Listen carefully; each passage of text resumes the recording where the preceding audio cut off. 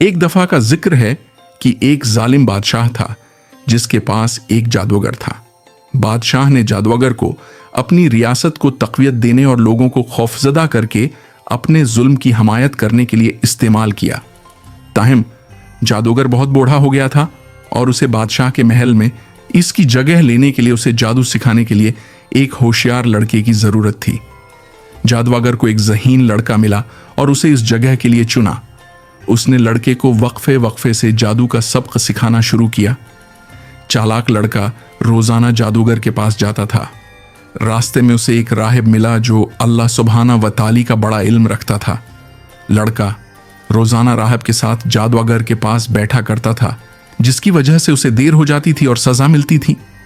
لڑکا دونوں آدمیوں کے درمیان الجھ گیا، جادوگر اور نیک راہب۔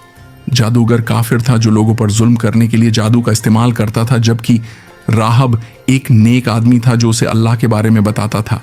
کچھ دنوں کے بعد لڑکے کو معلوم ہوا کہ راہب صحیح ہے اور وہ اللہ پر یقین رکھتا ہے۔ لڑکا نیک ہو گیا اور لوگوں کو اللہ کی طرف بلایا۔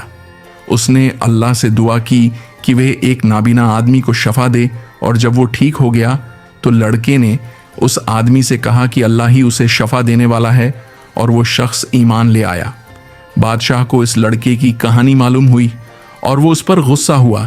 اس نے اپنے سپاہیوں کو حکم دیا کہ لڑکے کے سامنے راہب کا سر کاٹ کر اسے خوفزدہ کر دیا جائے، لیکن لڑکا خوفزدہ نہ ہوا۔ لڑکے کو مارنے کی کئی ناکام کوششوں کے بعد لڑکے نے بادشاہ سے کہا کہ اگر وہ اسے مارنا چاہتا ہے تو لوگوں کو جمع کرے، بسم اللہ کہے اور اپنی جیب سے تیر نکال کر پھینک دے۔ جب اس نے ایسا کیا تو لڑکا مارا گیا، لیکن یہ منظر دیکھ کر سب لوگ اللہ پر ایمان لے آئے اور ظالم بادشاہ کی حکومت ختم ہو گئی۔ اپنی نیکیوں کے ذریعے لوگوں کو اللہ کی طرف رہنمائی کریں۔ اللہ کی خاطر اپنی قربانیوں کو کبھی کم نہ سمجھیں۔